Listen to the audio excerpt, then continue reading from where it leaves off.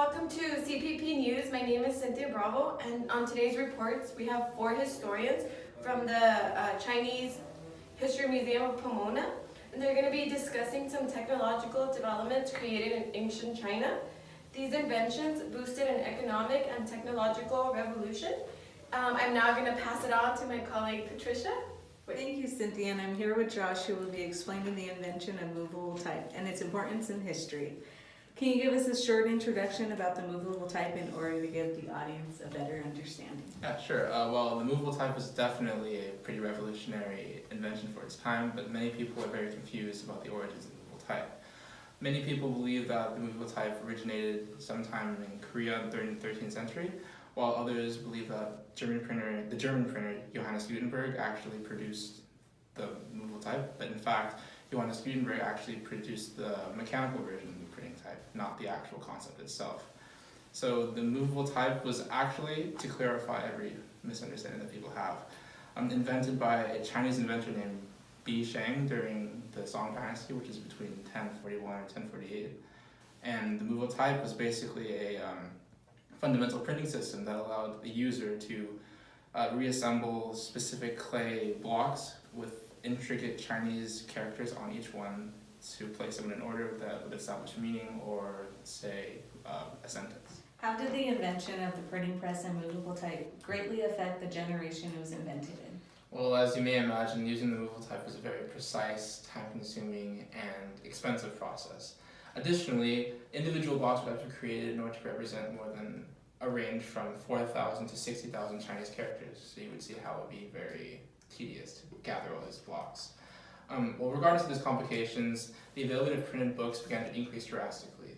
So an example of the implications that the movable type influenced the Song Dynasty would be the mass production of test preparation books for Chinese men seeking to enter the bureaucracy, which was considered a cultural cornerstone of the Song Dynasty. Another example would be the agricultural effect that printed books has on the Song Dynasty.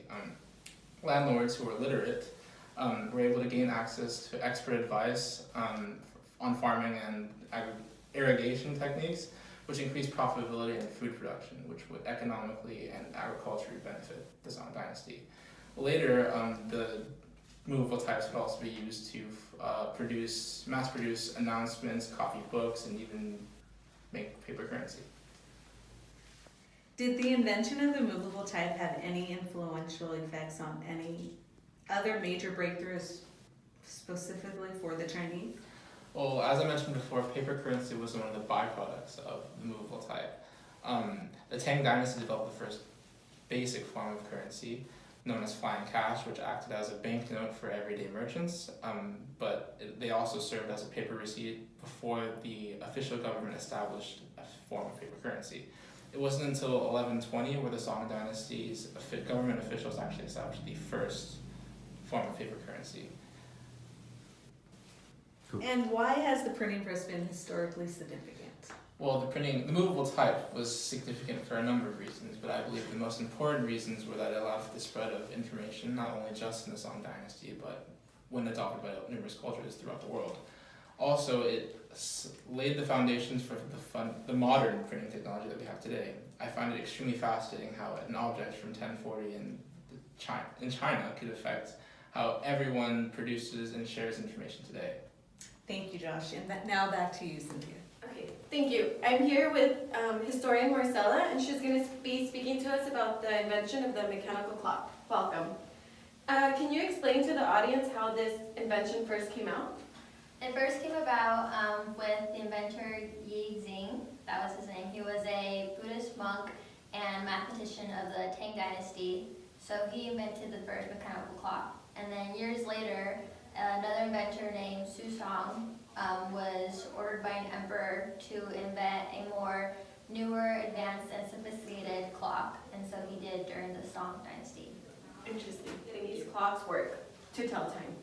For the first mechanical clock, Yi's clock, the way it worked was that it would have water drip on a wheel, which made it do a full revolution every 24 hours.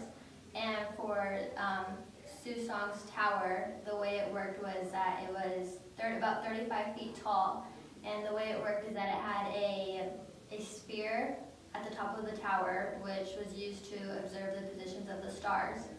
And then below this is a globe, and the globe would turn at the same rate as this sphere. And the main element of this tower was a water escapement, and even though it was powered by water, it was technically a mechanical escapement. Thank you. What do you think is the historical significance of this invention? I think the historical significance is that it's something that we all use today, and it was probably one of the greatest inventions of the Middle Ages. So because of this, it spread to Europe, which caused it to have more clocks invented 2 centuries later. Okay. And what ended up happening to these clocks? It actually got stolen. His tower got stolen when they got invaded, Okay. which ended the Song Dynasty. And because they got invaded, they weren't able to have the clock working again, which made all high clock inventions disappear. Okay. Thank you so much. And welcome back to CPP News. I have here historian Lana for the third invention, the compass. Hello. Okay, tell us about the background of the invention and how it works. The early compass was invented by the Chinese during the Han Dynasty, which was during the 2nd century BCE to the 2nd century BC. This compass, however, was not made for traveling. Instead, it was used for feng shui and divinations, which was telling like fortunes and happiness. The first recordings of an actual navigational use of the compass was during the Northern Song Dynasty, which was during 960 CE to the 1126 CE. This is probably the compass that everyone is most familiar with, the circular compass with a magnetic needle. The Chinese invented the compass. However, the ancient Greeks were the one that discovered the idea of this, was based on the idea of magnetism, which was to assist in finding the northern-southern direction. Magnetite is a magnetic iron ore that's often called a lodestone. This lodestone was often shaped in the form of a needle, which pointed toward the North Pole of Earth's magnetic field, aligning itself in the northern-southern direction. This enabled others to find the other directions, which was east and west. How did the compass affect the generation which it was invented in and in the future? Well, before the compass was invented, travelers, whether they traveled by land or sea, would rely on astronomical cues, such as the North Star, which appears to be always stationary in the northern direction.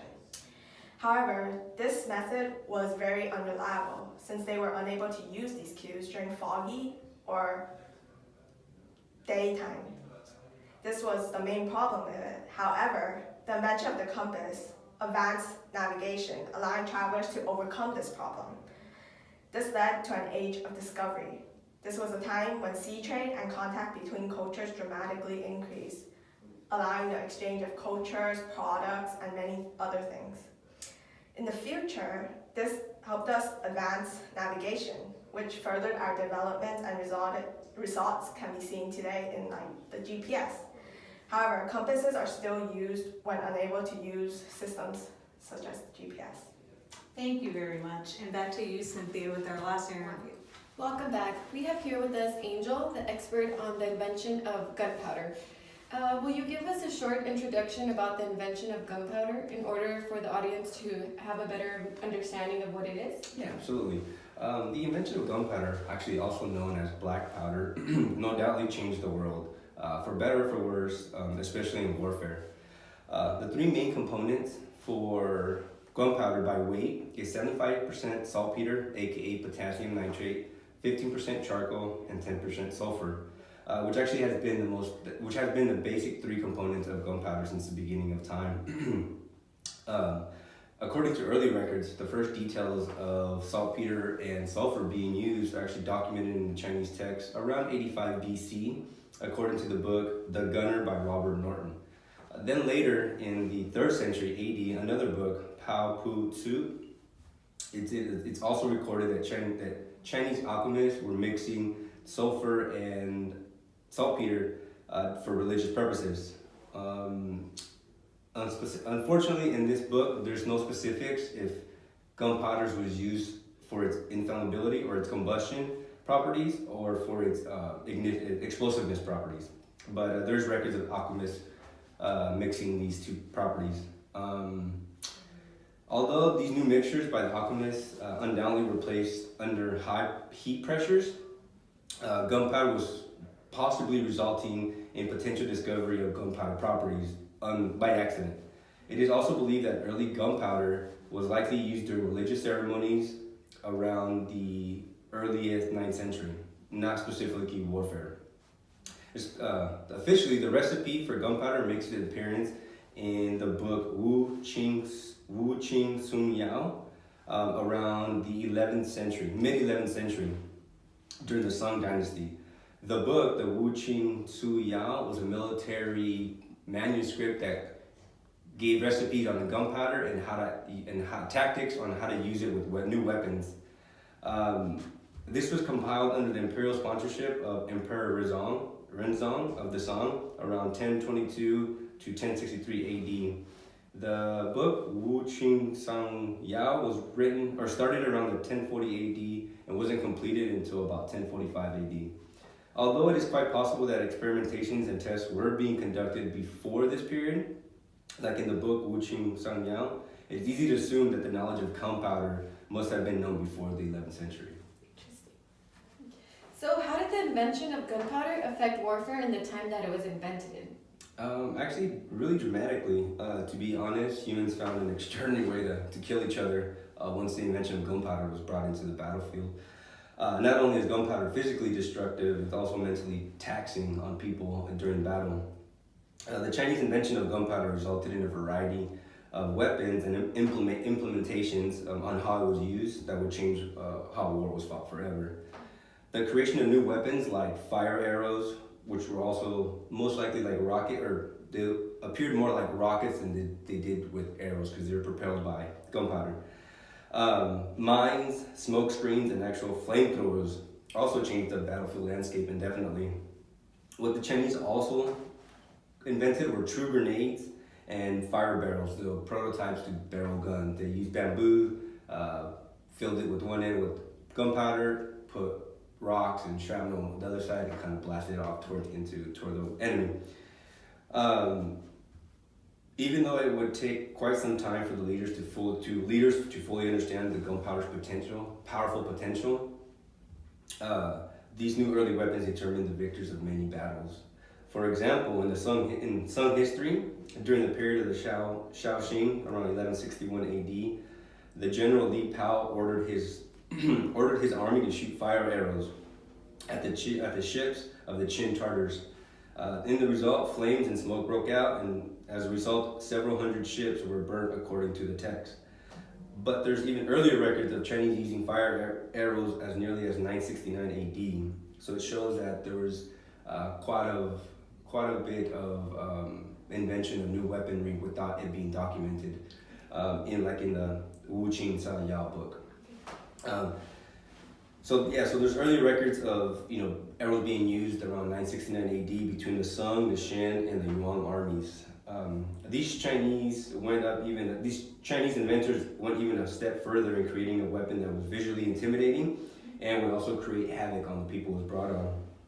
This was called the Fierce Oil Machine, which was actually a prototype flamethrower called Meng Hu Yu, according to the book Qing Sang Sa Qi in the year 10004 AD, which is earlier than the previous book I mentioned. But earlier records exist of an iron tank of this one being used by Wu Su Wang against Hu Qian and his ships in the year 1919.